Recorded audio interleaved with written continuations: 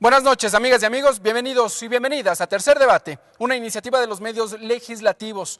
En el tema de hoy vamos a pasar revista a la consulta popular que ya ha sido convocada para febrero del 2018. Varios elementos que los tomaremos en cuenta. Primero, ya el análisis de las inscripciones por parte del Consejo Nacional Electoral para las organizaciones políticas y sociales que están inscritas y registradas, algunas para iniciar con la campaña para la consulta popular. Bienvenidos y bienvenidas. Esto es Tercer Debate.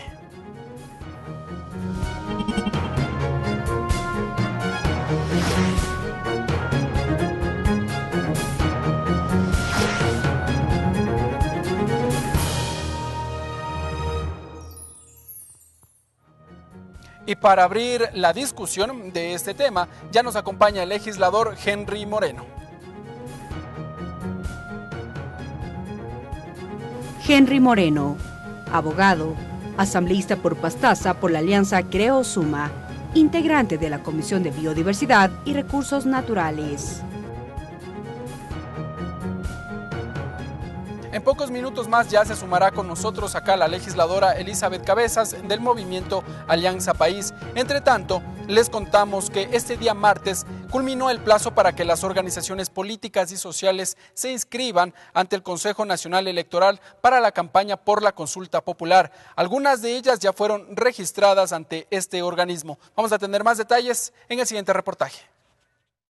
Hasta la noche de este martes 12 de diciembre, el Pleno del Consejo Nacional Electoral calificó a 11 organizaciones políticas para que participen en la campaña por la consulta popular y referendo de febrero del 2018. Estas son Unión Ecuatoriana, Centro Democrático, Justicia Social, Fuerza Compromiso Social, Suma, Concertación y Pachacutic. Y de los partidos políticos, Social Cristiano, Izquierda Democrática, Adelante Ecuatoriano Adelante y Fuerza Ecuador. Estos se suman a las 3 organizaciones políticas que ya fueron calificadas por el CNE la semana pasada: Alianza País, Creo y Unidad Popular. Según el organismo electoral, a la fecha 43 organizaciones sociales descargaron el formulario de inscripción. De acuerdo a la información del CNE, el fondo para la promoción electoral es de $3.907.000, rubro destinado a las organizaciones registradas por el organismo electoral para la promoción en medios de comunicación tradicionales. De ese monto, para la opción sí es de $1.953.000 y para la opción no el mismo valor. El Consejo Nacional Electoral señaló que en el caso de que ninguna organización se registre por la opción no, ese rubro será devuelto al fisco. Ricardo Bravo, TVL Noticias.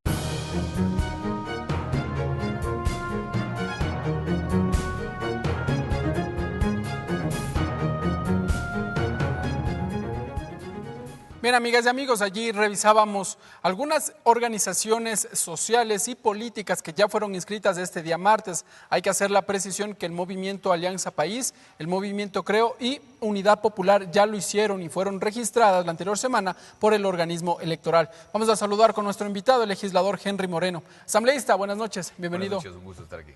Asambleísta, bueno, primero vamos por el tema de coyuntura antes de entrar al tema de la consulta popular. Una primera reacción. Esta tarde el Tribunal de Garantías Penales de la Corte Nacional de Justicia emitió ya su sentencia. 6 años de prisión para el vicepresidente de la República, Jorge Glass, junto con su tío Ricardo Rivera y otros implicados más. ¿Qué decir al respecto? Bueno, yo creo que nosotros los ecuatorianos vemos que por lo menos ha existido una luz de justicia en este país. Sabemos, los abogados, que todavía existen los recursos que podrá interponer, en este caso, quienes han sido ya sentenciados. Es decir, no es una sentencia en firme. No es una sentencia en firme todavía, existe el recurso de apelación, la casación y lo que podría ser una acción extraordinaria de protección. Pero en aquel sentido, decir que ya respiramos algo de independencia en los poderes del Estado. Lamentar algo sí, lamentar que la Asamblea Nacional no haga nada. No haga nada, ¿por qué? ¿En qué sentido, asambleísta? En la parte del juicio, del enjuiciamiento político que nosotros primeramente debimos haber implementado al vicepresidente de la República. Mire, es la segunda vez que nosotros presentamos una propuesta de enjuiciamiento político.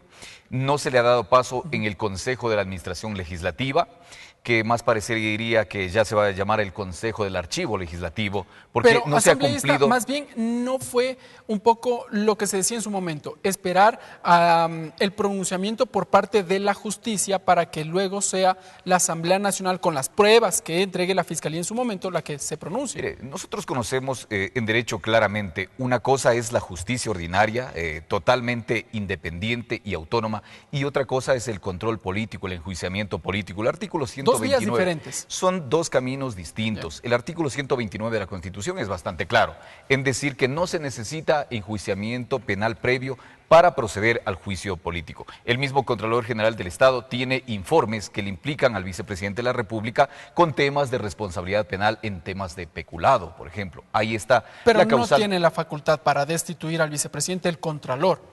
Eso no es una prerrogativa de la autoridad. El Contralor tiene, como todas las autoridades que están sujetas al control del uso y los recursos públicos, tiene aquella facultad y está a partir del artículo... La facultad de revisión, de auditoría. No, la facultad está a partir del artículo 46 en la Ley Orgánica de la Contraloría General del Estado. Nosotros hemos revisado. El presidente de la República es aquel que únicamente tiene aquella circunstancia que le exime de aquel control. Muy bien, entonces, asambleísta Henry Moreno, un primer criterio por parte del legislador del movimiento Creo, previo al tema de coyuntura, al tema que se ha conocido esta tarde, la resolución por parte del Tribunal de Garantías Penales de la Corte Nacional de Justicia. Vamos ahora, me confirman ya, a saludar con nuestra asambleísta Elizabeth Cabezas del movimiento Alianza País. Asambleísta, buenas tardes, bienvenida a los medios legislativos. Gracias, muchísimas gracias, un gusto compartir el panel. Buenas tardes y a las órdenes. Gracias por la invitación. Asambleísta, antes de entrar al tema de la consulta popular, que es el tema que nos aboca el programa de hoy, conversamos con el asambleísta Henry Moreno. Una primera reacción. El Tribunal de Garantías Penales ya se pronunció, son 6 años que ha dictaminado de cárcel para el vicepresidente de la República, Jorge Glass, también contra su tío Ricardo Rivera y varios implicados más. ¿Qué decir desde el movimiento Alianza País? ¿Qué reacción tenemos ante este anuncio, ante esta sentencia entregada por la justicia esta tarde?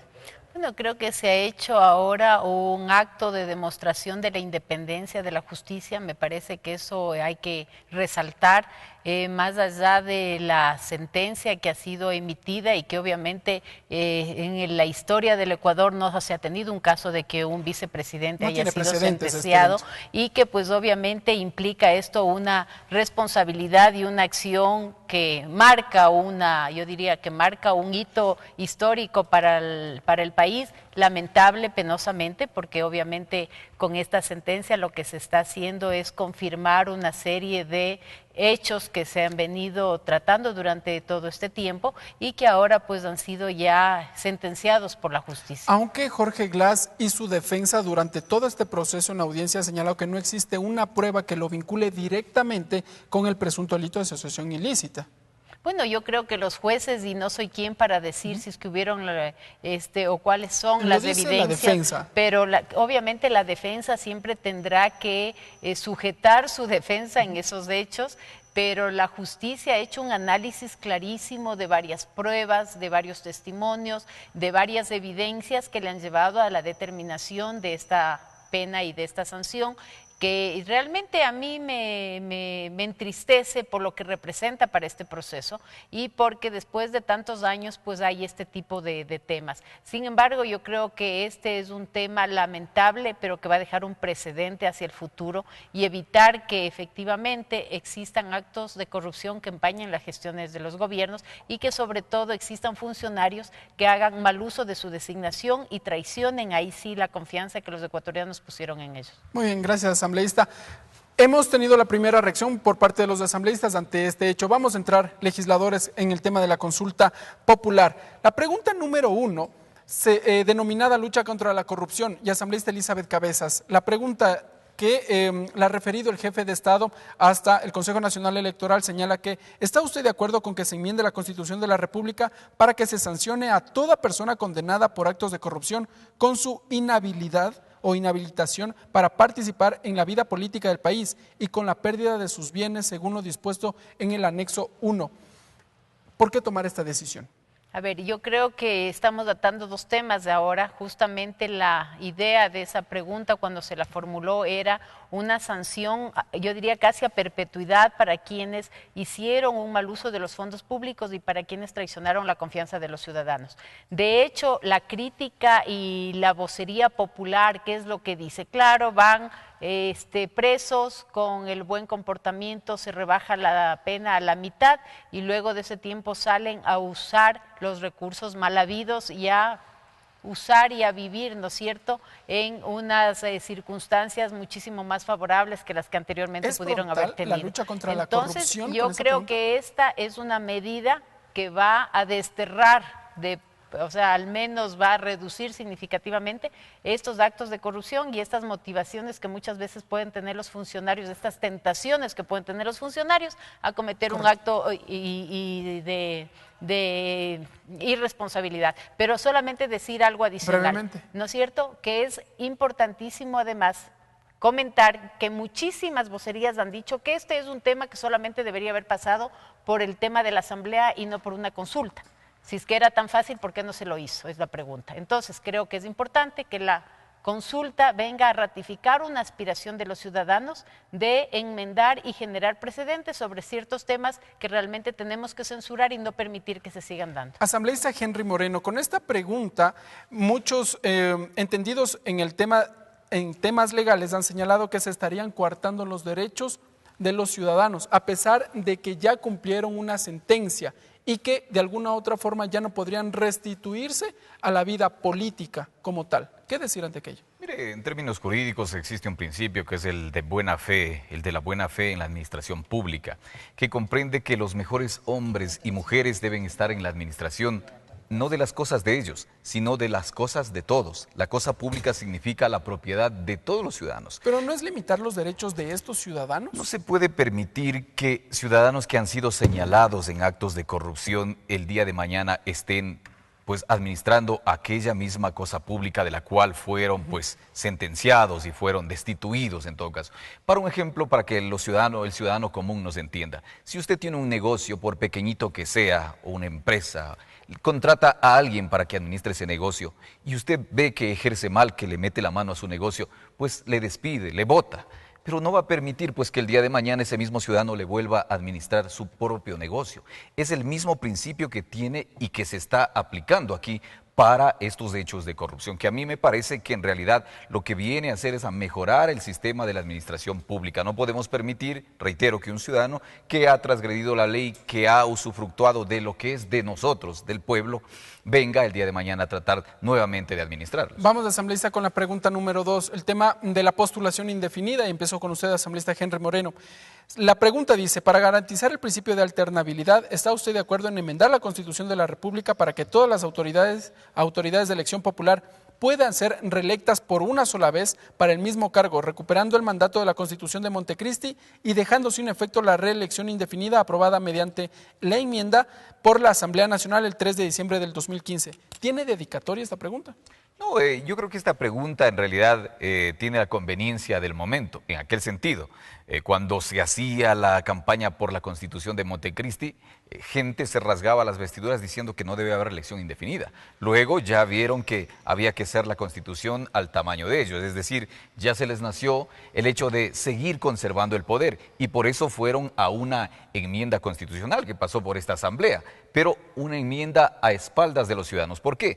Porque la gente quería que se le consulte en aquello. Aunque en su momento hubo un pronunciamiento previo de la Corte Constitucional que dictaminó que la vía para tramitar esta pregunta o esta enmienda era la Asamblea Nacional. Mire, las cuestiones que hace la Corte Constitucional, y por eso es que la Corte Constitucional hoy guarda silencio, porque no puede retroceder en un criterio que ya dio la Corte, ¿no? Porque se hablaba de una limitación a los derechos de una persona que podía o quería seguir ejerciendo la administración pública en una elección. Pero yo creo que hay que ver el sentido propio de lo que es la Constitución. Brevemente. Mismo. ¿Quién es el mandante? Es el pueblo, son los ciudadanos.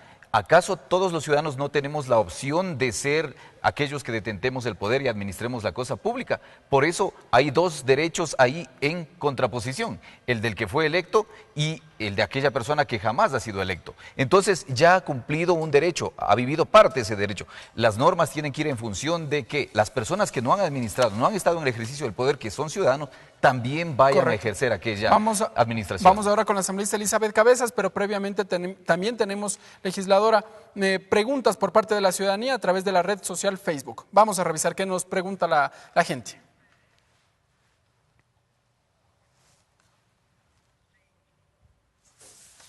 A ver, a través de la red social Facebook, Juan Seis Demencia nos dice: ¿por qué tanta polémica con la pregunta de la reelección indefinida? Al final quien elige sigue siendo el pueblo. Esto quiere decir que por más que un candidato se lance varias veces, la gente es quien decide si vuelve al poder o no. Asambleísta Elizabeth Cabezas.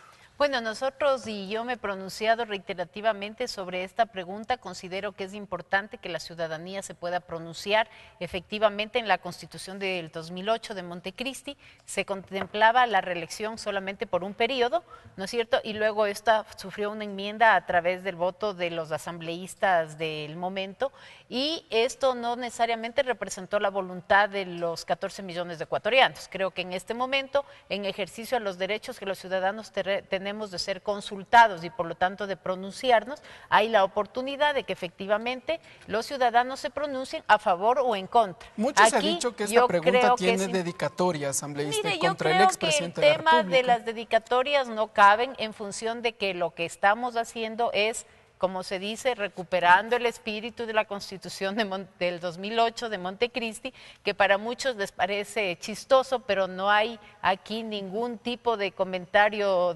que se tenga que tomar en términos de broma, sino con la seriedad de la posibilidad de la alternancia, la posibilidad de dar vías a nuevos liderazgos, a nuevos jóvenes, no atarnos, ¿no es cierto?, al pasado y vivir solamente del recuerdo de lo que se hizo, sino mirar hacia el futuro y ver que este país no gira alrededor de una persona o de dos, sino que tenemos que ir preparando a las nuevas generaciones para que asuman funciones y responsabilidades en el ámbito público que siempre ellos mismos han demandado. Yo creo que los jóvenes ahora son los más interesados en pronunciarse porque saben que ahí está su futuro y sobre todo la posibilidad de ser partícipes activos del tema político. Asambleísta, mucho se ha dicho que en esta pregunta tiene que ver la Corte Constitucional, y he ahí su silencio, o por lo menos que no se pronunció dentro de los plazos que le otorgaba la Ley de Garantías Jurisdiccionales y Control Social. ¿Por qué? Porque la Corte Constitucional en el 2015 ya se pronunció y señaló que una de las vías para enmendar era la Asamblea Nacional, y que precisamente la postulación indefinida de autoridades garantizaba la no regresión de derechos, más bien que se ampliaba los derechos de la ciudadanía. Claro, pero aquí los derechos no son de 100 o de 300 políticos que pueden haber en el país, sino los derechos tienen que considerarse los derechos de los 14 millones de ecuatorianos de elegir y ser elegidos. Entonces también, si es que vemos por ese lado, ¿qué prevalece?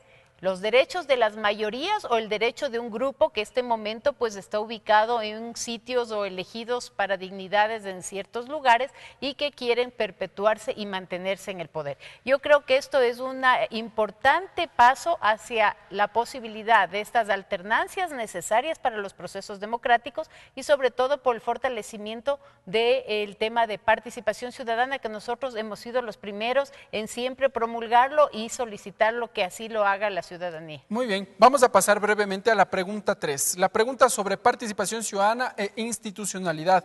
De acuerdo a la consulta remitida por el Ejecutivo al Consejo Nacional Electoral, señala: ¿está usted de acuerdo con enmendar la Constitución de la República del Ecuador para reestructurar al Consejo de Participación Ciudadana y Control Social, así como dar por terminado el periodo constitucional de sus actuales miembros, y que el Consejo, que asuma transitoriamente sus funciones, tenga la potestad de evaluar el desempeño de las autoridades cuya designación le corresponde, pudiendo, de ser el caso, anticipar la terminación de sus periodos de acuerdo al anexo 3? Vamos a empezar, asambleísta Henry Moreno. ¿Cuál es su criterio alrededor de esta pregunta? Yo pienso que es lo que la gente ha requerido, inclusive en las mismas calles, porque hay que puntualizar en algo nada más. Esta consulta popular no nace solamente con Lenín Moreno. Lenín Moreno la ha impulsado. Esta consulta popular nació en las calles, cuando la gente hablaba de reelección indefinida y de la ley de plusvalía. Pero en el tema puntual aquí, una institución se la ve en su ejercicio, no se la puede nombrar nomás porque se dice que es un Consejo de Participación Ciudadana y Control Social y suena muy bien, ¿no? Se la ve en su ejercicio. Y nosotros hemos visto como ciudadanos del común que no ha respondido a aquellos lineamientos. Por aquello yo creo que es totalmente valedero, es una pregunta constitucional porque no se le habla de la eliminación, no se está alterando la estructura fundamental del Estado. Es decir, se está reemplazando sí a sus integrantes, pero en aquel sentido hay que hacer lineamientos y nosotros deberemos hacer y trabajarlos aquí en la Asamblea Nacional. ¿Lineamientos en qué sentido? Por ejemplo, en la delimitación, y a mí me parece importante en los anexos, el hablar de que quienes vayan a integrar este Consejo de Participación Ciudadana no tengan una afiliación política durante los 5 años anteriores. Dentro de los anexos se habla que serán elegidos a través del voto popular. Eso es algo importante. ¿Y por qué? También se dice en la parte de los anexos que no tienen que participar los movimientos ni los partidos políticos. Y a nosotros nos parece eso importantísimo. ¿Por qué? Porque vamos dejando atrás esta contaminación que la gente percibe acerca de este Consejo de Participación Ciudadana, que pues entre comillas nosotros podemos ver una integración de ciudadanos, respetables todos ellos, pero con afinidad política al movimiento de gobierno. Estas circunstancias... ¿Buscar ciudadanos que no tengan ninguna afiliación política no sonaría un poco utópico? No, yo creo que por lo menos en algo, ese Consejo de Participación Ciudadana deberá recuperar el espíritu, en realidad, como lo dice la colega legisladora, el espíritu de Montecristi, que era una participación ciudadana, en realidad, gente que había tenido una notoriedad en aquello, en la defensa de los derechos, pero no lo que hemos percibido ahora, y se percibe, pues, son ciudadanos, digo, respetables, pero se los ve con vinculaciones, exvinculaciones al movimiento de gobierno. Asambleísta Elizabeth Cabezas, alrededor de esta pregunta se han esgrimido varios argumentos y uno de ellos es que se estaría vulnerando las competencias o las facultades que tiene la Asamblea Nacional al sancionar o, de ser el caso, derogar a las autoridades que, en su caso, o más bien evaluar a las autoridades que están bajo sus competencias. Esta pregunta ¿estaría en ese sentido? ¿Vulneraría algunas de las competencias de la Asamblea Nacional? A ver, nosotros lo que hemos manifestado al respecto es la importancia de que la Asamblea siga manteniendo sus facultades y sus atribuciones y que no existan, ¿no es cierto?, preguntas en las que efectivamente se pueda estar superponiendo la acción que la Asamblea tiene como responsabilidad. En ese caso, justamente, nosotros habíamos hecho algunas observaciones y pues obviamente esas observaciones están plasmadas ya en las preguntas del momento en el tema del cese y del proceso de designación de las nuevas autoridades. Yo creo que ahí es importante, recordemos que ya hay ejemplos de lo que esto sucedió con anterioridad cuando se cesó al Consejo de la Judicatura en anterior, el 2011 a través ¿no de la consulta cierto? popular. Y que hubo pues un grupo transitorio que tomó las decisiones y asumió pues las nuevas designaciones de autoridades. Entonces hay ciertos ejercicios que nos pueden dar antecedentes de que este no es un tema nuevo, tampoco es un tema en el que ya han habido actos similares en el país, y lo que tenemos que más bien buscar aquí es que quienes participen para ocupar esas funciones sea gente proba, que los temas éticos sean un tema en una columna vertebral para la selección. No puede ser que se desconozca, ¿no es cierto?, la trascendencia, los antecedentes, las capacidades de las personas y que solamente pesen en un momento determinado las cercanías, las relaciones y el ámbito de contactos que alguien pueda tener. La siguiente pregunta, asambleístas, nos la formula la ciudadanía a través de la red social Facebook. Vamos a revisar.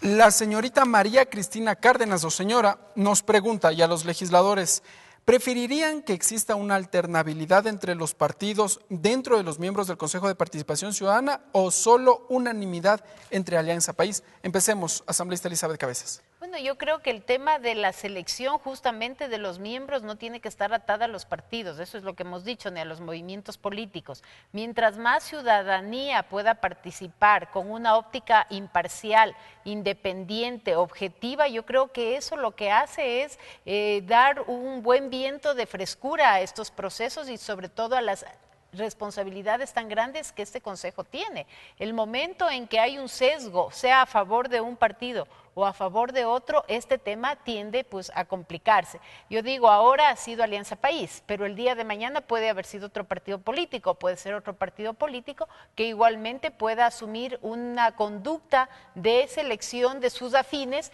y tendríamos un escenario similar. Entonces yo creo que es importante hacer una selección imparcial de los miembros, tener claro la capacidad y la ética que estos miembros tengan para que esos sean los pilares de la selección de las autoridades. Estamos hablando de que en manos del Consejo de Participación está la selección del fiscal, está la selección de la Procuraduría, de la Contraloría, y fíjese los problemas que hemos tenido que ya son públicos y notorios. Entonces, que estos ejemplos nos sirvan de escarmiento para que no se repitan los mismos errores. Asambleísta Henry Moreno, ¿qué responder a la ciudadana?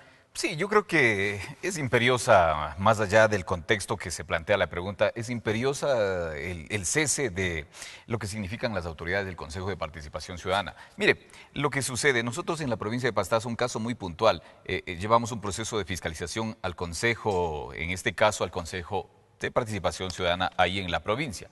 Cuando yo le pregunto al Consejo, le digo que desde el año 2009, más o menos que entró en vigencia, hasta el año 2017, me informe acerca de los procesos del control ciudadano, que es una de sus dos tareas fundamentales, me contesta con el oficio 654-2017 la presidenta Yolanda Raquel González y dice en la parte pertinente que no se cuenta con ningún proceso relacionado con la información requerida. Es decir, ¿qué quiere decir? ¿Que el Consejo no ha investigado? Que el Consejo no ha hecho nada y para pues el desazón de los amazónicos y de los habitantes de la provincia de Pastaza ha sido una de las provincias que ha sido más golpeada con temas y actos de corrupción. Asambleístas, brevemente antes de pasar a la primera pausa, vamos con la siguiente pregunta, la número 4, y tiene que ver con temas sociales. Empiezo con usted, asambleísta Henry Moreno.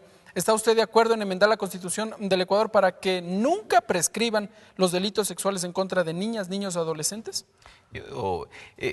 Mire, creo que este tema es concomitante a algo que viene pasando y sucediendo, lo que se ha visto últimamente, en los temas, por ejemplo, en los centros educativos. De presunto abuso sexual en contra de menores de edad. Lo que se ha producido en los centros educativos. Ahí nosotros vemos una problemática gravísima, inclusive existen incumplimientos de esta misma Asamblea Nacional, lo puedo decir ahí, cuando no se permitió el juicio político al exministro de Educación, y en aquello lamentar muchísimo, pero creo que aquel tema se va reforzando. Hay mucha gente y muchos juristas que hablan que esto se puede haber colocado desde una reforma al Código Penal, al COIP. Pero mire, lo que tiene fuerza constitucional tiene una fuerza que es omnímona. Significa que habrán, si es que alguien en el futuro, que yo no creo, pero alguien quiere cambiar lo que está en una disposición constitucional, tendrá que superar demasiados candados, tendrá que realizar una consulta popular. Correcto. Pero yo creo que aquí existe una seguridad para el bienestar de nuestros niños, niñas y adolescentes. Asambleísta Elizabeth Cabezas,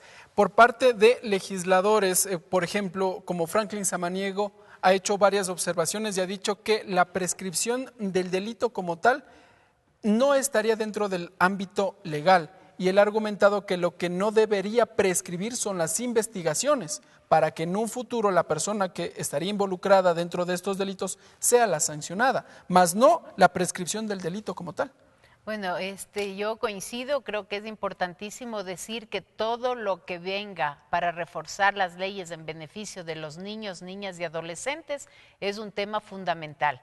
Más aún cuando hemos tenido efectivamente estos casos vergonzosos de varios casos de abusos a los niños que en un momento determinado no han sido y no han dado paso ni siquiera a un proceso investigativo, lo cual es gravísimo, sino que el caso terminaba en el ámbito simplemente de la sanción a los maestros y nunca entró en el ámbito administrativo y no entró al ámbito de investigación judicial ni penal.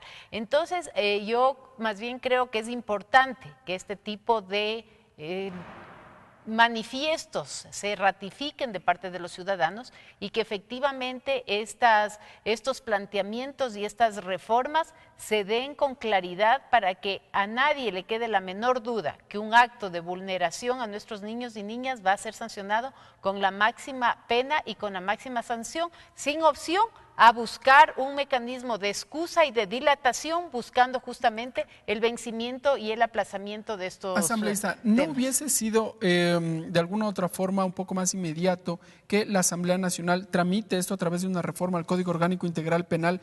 A inicios de este año, el expresidente Rafael Correa remitió un proyecto de reformas, el mismo que están en análisis al interior de la Comisión de Justicia y Estructura del Estado.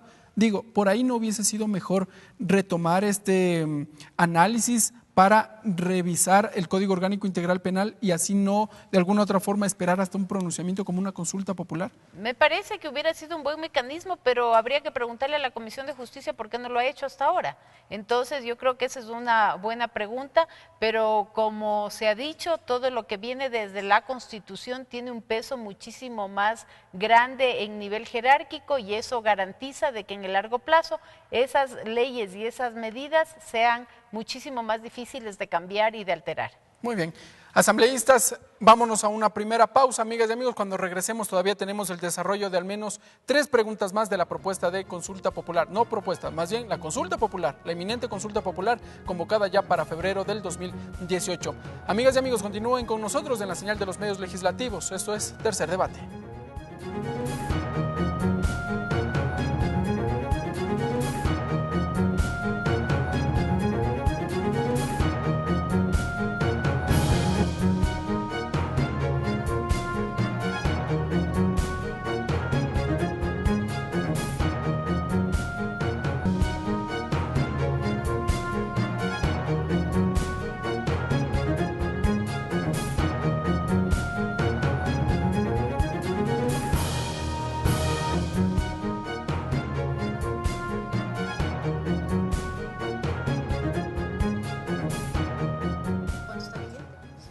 Bien, amigas y amigos, estamos dialogando aquí con los asambleístas Elizabeth Cabezas y Henry Moreno en el programa Tercer Debate, en este que analizamos la consulta popular. Vamos a conversar ahora sobre la pregunta 5 que tiene que ver en materia ambiental. ¿Está usted de acuerdo con enmendar la Constitución de la República del Ecuador para que se prohíba sin excepción la minería metálica en todas sus etapas, en áreas protegidas, zonas intangibles y centros urbanos de conformidad con lo establecido en el anexo 5? Empecemos con usted, asambleísta Elizabeth Cabezas. Bueno, me parece importantísimo precisar esos temas en dónde es que se prohíbe. Mírenlo, el caso de Zaruma. Tenemos una ciudad caotizada por una explotación ilegal, pero además irresponsable y no controlada de parte de las autoridades, que a este momento ha sometido a un riesgo inminente a todos los ciudadanos de Zaruma. Entonces, ese tipo de temas se habla claramente, ¿no es cierto?, en centros poblados, en sitios de protección ecológica, en sitios de reservas. Entonces, me parece que sí es importante precisar ese tipo de acciones para precautelar de alguna manera a las ciudades en donde tienen una riqueza bajo su suelo, pero que efectivamente al someterle a un proceso de explotación lo que hace es someterle a un proceso forzado de deterioro a las ciudades. Entonces me parece importante, yo creo que los ciudadanos en su mayoría y estamos segurísimos que apoyarán estas preguntas. De hecho, hay una importante encuesta que mide, ¿no es cierto?, la adhesión que de parte de los ciudadanos han recibido a cada una de estas, y justamente la pregunta que habíamos visto en el segmento pasado referente al tema de los niños, niñas y adolescentes es la que mayor adhesión tiene alrededor del 87% de adhesión. Entonces vemos que estos temas sí son demandados y que la ciudadanía a gritos está pidiendo pronunciarse sobre temas tan delicados como estos. Me parece que sobre la pregunta 4 muy poca gente votará en no. Me parece sinceramente, pero asambleísta, regresando. Yo diría que en todas las preguntas van a votar sí. Vamos a revisar luego con el tema de encuestas, pero vamos con la pregunta 5, asambleísta.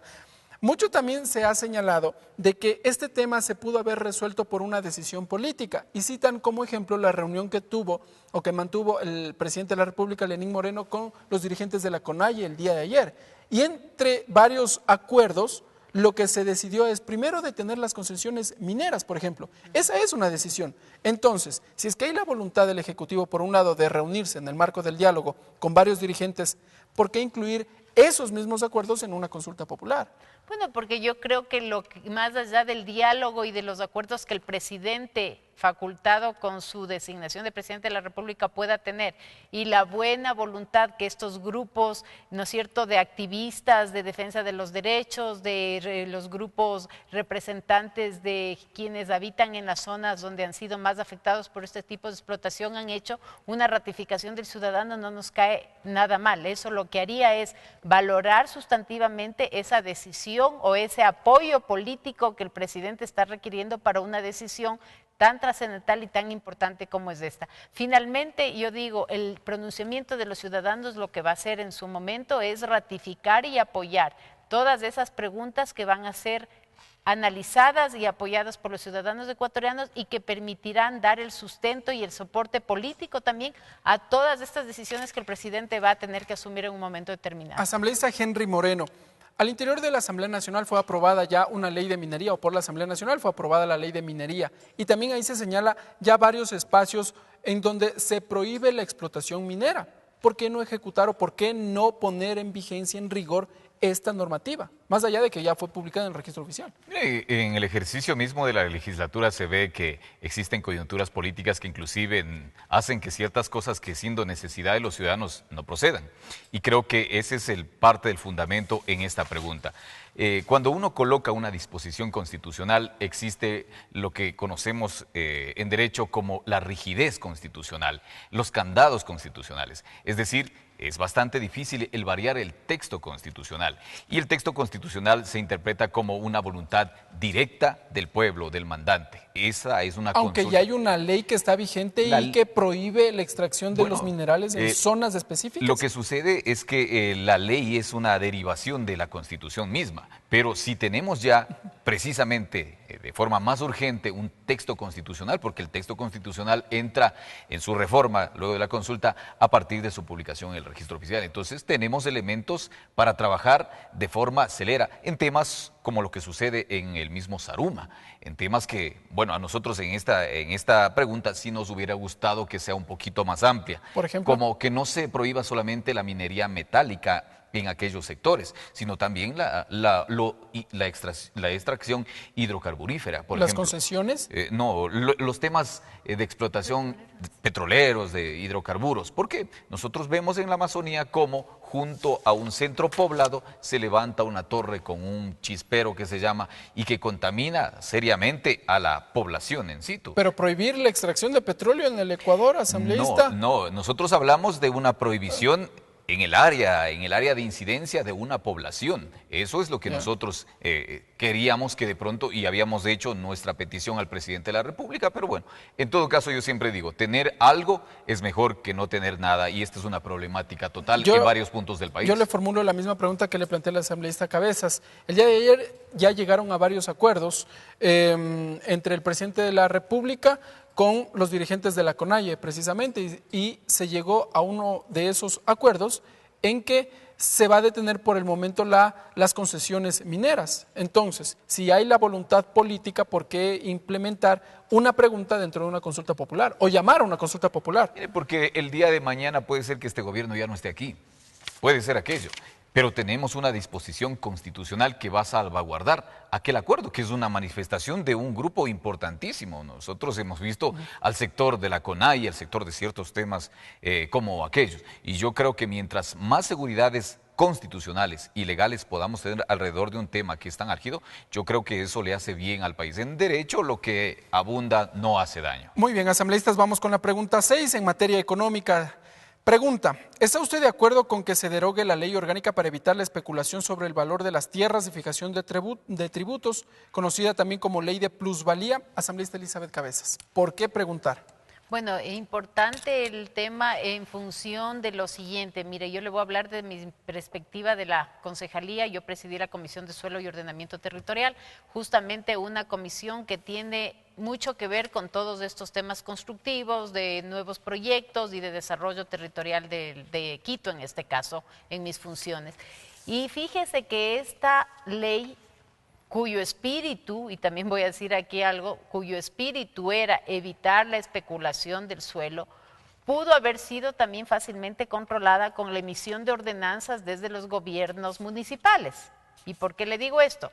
¿Por qué? Porque la especulación no se necesitaba una ley como tal. La especulación se genera el momento en que usted conoce que viene una gran obra cercana, que viene un gran proyecto que le da valor a su lote o a su terreno. El ejemplo central fue la construcción de UNASUR en la mitad del mundo. ¿Qué debió haberse hecho cuando se aprobó el proyecto de UNASUR? Es simplemente congelar el precio de los lotes aledaños en un cierto perímetro y de eso usted ya evitaba una especulación sobre el precio del suelo.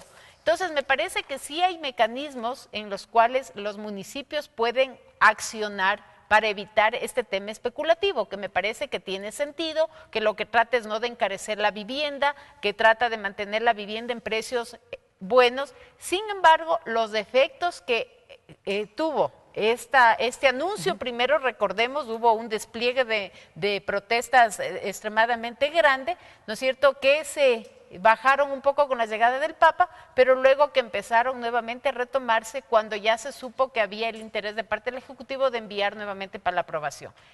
Todo ese efecto, hasta yo diría psicológico alrededor de lo que esta ley iba a conllevar, hizo que el sector de la construcción paralice muchos proyectos, hizo que haya una importante reducción de este sector, que eso se refleja además en el crecimiento, en la participación del sector de la construcción en el Producto Interno Bruto, y hubo toda una secuela de bajas en la actividad constructiva que de por sí tiene una importante, yo diría, cualidad, que es un tema distributivo y redistributivo en varias áreas. Pero, asambleísta, el Banco Central del Ecuador este año confirmó que la reducción de la inversión en el área de la construcción no se debía precisamente a la ley de plusvalía. Esta normativa está en vigencia este año y que, bueno, para que tenga sus efectos, una de sus disposiciones señala que se cobrará el impuesto a la plusvalía a partir de la segunda venta del bien inmueble. Según los registros del Banco Central, no había todavía esa dinamización. Bueno, pero el tema es que para que usted vea que los efectos no siempre son los deseados, aquí se generó un efecto perverso que era simplemente el evitar comprar, el evitar invertir, porque la gente… Pero con el anuncio. Pero, por supuesto, eso le digo. Entonces, con solo el anuncio de la ley ya hubo un efecto de retraso y eso es fácilmente comprobable. Cuando usted mira los permisos de construcción que aprueban los municipios, usted ve claramente que a partir de una fecha determinada, ¿no es cierto?, el tema de este anuncio redujo significativamente las aprobaciones de nuevos proyectos. Entonces, yo pienso y sostengo que efectivamente sí hubo un nerviosismo en el mercado, si queremos decirlo de esa manera, que hizo que la gente tome previsiones y evite hacer nuevos procesos de inversión y nuevas compras. Y adicionalmente, si se hace un análisis del tema recaudatorio, tanto en los municipios cuanto en el SRI, tampoco es que usted tenía pues un incremento significativo por estos conceptos. Entonces me parece que esto lo que ha hecho, y además es importante mencionarlo, esta es un anuncio que se hizo hace pocos meses y en estos pocos meses usted ha visto ya que hay como una dinámica nuevamente de retomar proyectos que estaban paralizados, de aprobaciones nuevas en las oficinas de los municipios, como que efectivamente la gente dice, bueno, esto ya van a eliminar, entonces ahora sí vamos con esta inversión. Pero entonces, asambleísta, ¿no hubiese sido mejor en su momento mandar una ley derogatoria a la Asamblea Nacional y con eso igualmente, insistimos, no convocamos una consulta popular? A ver, yo lo que le he dicho lo ratifico ahora con esta repregunta que usted me hace. Hay algunos voceros que dicen que 3 o 4 de las preguntas que están dentro de la consulta pudieron haber sido evitadas y tramitarlas a través del tema de la Asamblea Nacional. Bueno, si eso era tan fácil, ¿por qué no lo hicieron antes? ¿Por qué no se ha hecho? Tal vez por decisión política. Entonces, bueno, por decisión política de antes y por decisión política de ahora. Si es que esto es además un tema que surgió un planteamiento del sector de la construcción como parte de los diálogos, también me parece importante que esa decisión, que es una decisión importante para el país porque va a generar empleo, va a generar una dinámica en el sector del comercio, va a generar fuentes de trabajo en distintos ámbitos, sea avalada y sea ratificada por el pueblo ecuatoriano. Como decía el colega asambleísta, ¿no es cierto? Lo que queda aprobado por una consulta popular tiene muchísimas más trabas de ser violentado o derogado o cambiado que lo que es aprobado por una simple ley. El día de mañana puede venir otro gobernante que considere que esta ley es importante, que esta ley puede mantener vigentes, que hagan ciertos cambios y que igualmente se genere otra paralización en los sectores constructivos. A propósito de la consulta ciudadana, tenemos una pregunta también a través de la red social Facebook, la cual voy a pedir que lo responda el legislador Henry Moreno.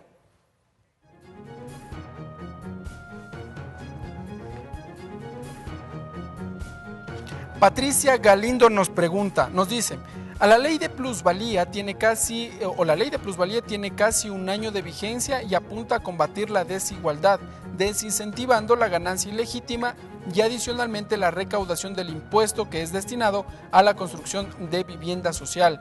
Me parece bien, califica ella, pero ¿por qué derogar? Asambleísta Henry Moreno.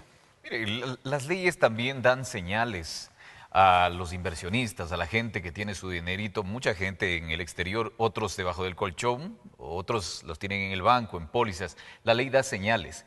¿Y qué es lo que da esta ley de plusvalía? Dio señales negativas. Y por eso el decrecimiento, y tal vez voy a discrepar un poco, claro, el Banco Central dice que en el periodo, en el primer trimestre del año 2017, se ha generado un decrecimiento de la construcción en relación al mismo trimestre con el año 2016.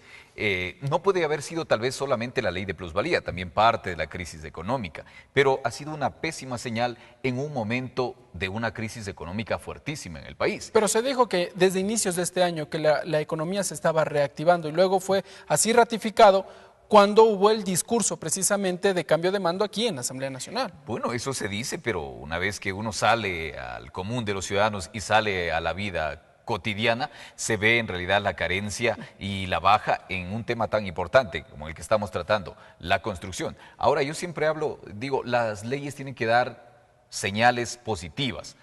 Por ejemplo, el tema económico que viene concomitante a aquello, una ley que hable de una moratoria tributaria, le da seguridad a una persona para invertir durante determinado tiempo, porque así debería haberse planteado una ley, por ejemplo, en un tema que puede ser análogo.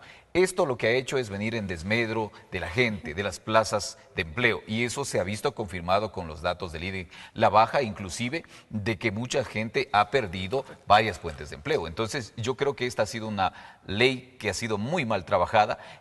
¿Por qué digo esto? Porque los municipios ya cobran todo tipo de impuestos, el ciudadano ya paga las mejoras y también ya se cobraba el impuesto por la plusvalía. Eso también mucha gente no sabe. La gente ya pagaba el impuesto a la plusvalía. Lo que aquí se hizo es incrementar de pronto aquel impuesto que ya se venía pagando. Muy bien, entonces, asambleístas, antes de pasar, bueno, más bien, pasemos ya a la última pregunta en materia ambiental. ¿Está usted de acuerdo en incrementar la zona intangible en al menos 50.000 hectáreas y reducir el área de explotación petrolera autorizada por la Asamblea Nacional en el Parque Nacional Yasuní a 1.030 hectáreas a 300 hectáreas? Asambleísta Elizabeth Cabezas.